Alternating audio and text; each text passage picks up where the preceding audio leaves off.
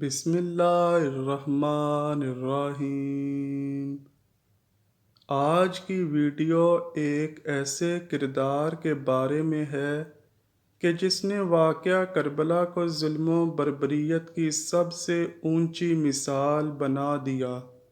جی ہاں، آج کی ویڈیو میں ہم بات کریں گے کہ شمر کون تھا، وہ کیسے ایک کمانڈر بنا، میدان کربلا میں اس کا کیا کردار تھا، واقعہ کربلا کے بعد اس نے زندگی کہاں گزاری، اور پھر اس کی موت کیسے دردناک طریقے سے ہوئی۔ شمر بن ذوالجوشن کی کنیت ابو صابغہ تھی۔ وہ قبیلہ حوارزن کی شاخ بنو عامر اور ضباب بن کلاب کی نسل سے تھا۔ شمر کے والد کا نام شرجیل بن اوس بن عمرو تھا، لیکن اس کو ذوالجوشن پکارا جاتا تھا۔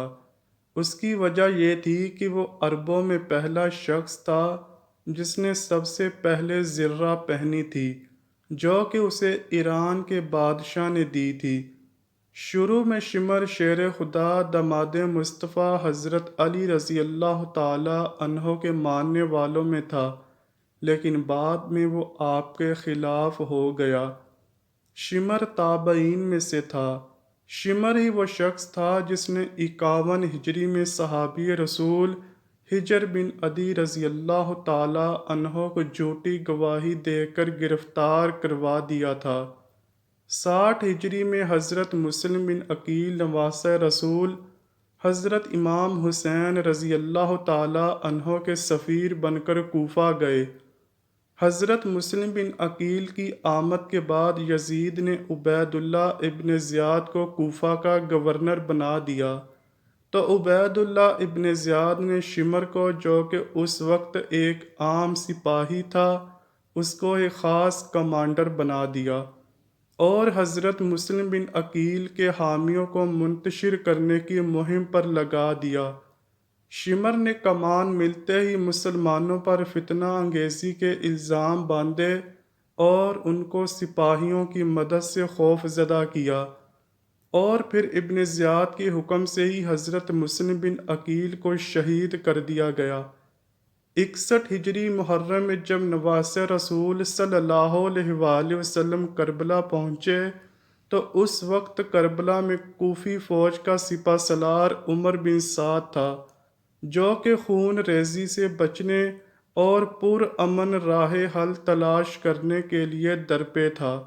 لیکن ادھر کوفہ کے گورنر عبید اللہ ابن زیاد کو شمر نے جنگ کے لیے اکسایا، اور بالآخر 9 محرم 61 ہجری کو شمر 4000 سپاہیوں کا لشکر لے کر عمر بن سعد کے پاس کربلا پہنچا۔ شمر اپنے ساتھ عمر بن سعد کے لیے کوفہ کے گورنر ابن زیاد کا دھمکی آمیز خط لے کر پہنچا تھا۔ خیر، عمر بن سعد نے خط پر عمل کرنا شروع کر دیا کہ یا تو نواسہ رسول حضرت امام حسین رضی اللہ تعالی عنہ بیعت کریں یا پھر جنگ۔ شمر کربلا میں سپاہیوں کا امیر مقرر ہو گیا۔ چونکہ شمر حضرت عباس علمدار کی والدہ ماجدہ ام البنین کے قبیلے سے تعلق رکھتا تھا، اسی لیے اس نے حضرت عباس علمدار کو پیشکش کی کہ وہ اور ان کے بھائی کربلا سے چلے جائیں، ان کو گورنر ابن زیاد کی پناہ دے دی جائے گی۔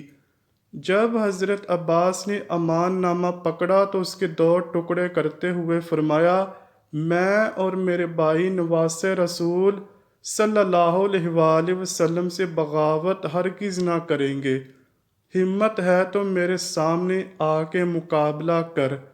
یوم عاشوراء کے دن جب حضرت امام حسین رضی اللہ تعالی عنہ نے اہل بیت سے متعلق احادیث بیان کرنا شروع کی تو وہ شمر ہی تھا جس نے آپ کی بات کاٹی، جس کا منہ توڑ جواب حضرت حبیب بن مظاہر نے دیا تھا۔ یہی وہ بدبخت تھا جس نے 9 محرم کی رات 200 سپاہیوں کے ساتھ خیموں پر حملہ بھی کیا۔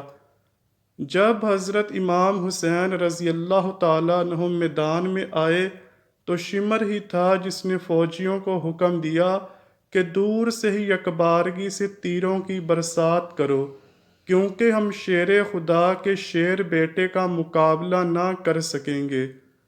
اکثر روایات میں آتا ہے کہ حضرت امام حسین رضی اللہ تعالی عنہ کو شہید کرنے والا شمر ہی تھا، اور اسی نے بعد میں ان کے جسد مبارک پر گھوڑے بھی دوڑائے۔ اکثر روایات میں ہے کہ خولی بن یزید نواسے رسول صلی اللہ علیہ وآلہ وسلم کا سر کاٹنے کے لیے آگے بڑھا، لیکن ہاتھ کانپ گئے۔ پھر شکیل قلب انسان سنان بن انس آگے بڑھا اور انعام و اکرام کی لالچ میں امام عالی مقام کا سر تن سے جدا کر دیا۔ امام ابن عساکر نے حضرت امام حسین رضی اللہ تعالی عنہ سے روایت کی ہے کہ حضور صلی اللہ علیہ وآلہ وسلم نے ارشاد فرمایا تھا، گویا کہ میں ایک سفید داغوں والے کتے کو دیکھ رہا ہوں جو میرے اہل بیت کے خون میں منہ مار رہا ہے۔ اسی طرح محمد بن عمرو سے روایت ہے کہ ہم امام حسین رضی اللہ تعالی عنہ کے ساتھ کربلا میں موجود تھے کہ جب شمر کا سینہ ننگا ہوا تو نواسے رسول صلی اللہ علیہ وآلہ وسلم فرمانے لگے کہ میرے نانا رسول اللہ صلی اللہ علیہ وآلہ وسلم نے فرمایا تھا کہ گویا میں اس سفید داغوں والے کتے کی طرف دیکھ رہا ہوں جو میرے اہل بیت کے خون میں منہ مار رہا ہے۔ شمر ہی تھا جو کہ برس کے داغوں والا تھا۔ شہادتوں کے بعد 11 محرم کو عمر بن سعد اور شمر 72 شہدائے کربلا کے سر لے کر کوفہ ابن زیاد کے دربار پہنچا، جہاں سے ابن زیاد اس قافلے کو شمر اور اس کے ساتھیوں کے ہمراہ درباری یزید کے لیے شام روانہ کرتا ہے، جہاں بہت سے دلخراش واقعات اہل بیت و اطہار کے ساتھ پیش آتے ہیں۔ اس کے بعد یزید اسیران کربلا کو مدینے بھیج دیتا ہے۔ اہل بیت کو مدینہ پہنچانے کے بعد شمر لعین کی سرکاری ذمہ داری ختم ہو جاتی ہے اور وہ واپس کوفہ آ جاتا ہے۔ سن 66 ہجری مختار سقفی نے قیام کیا تو شمر نے ان کے خلاف ہونے والی جنگ میں شرکت کی، لیکن مختار سقفی نے شمر سمیت اموی امراء کو کوفہ میں ہونے والی جنگ میں شکست دی۔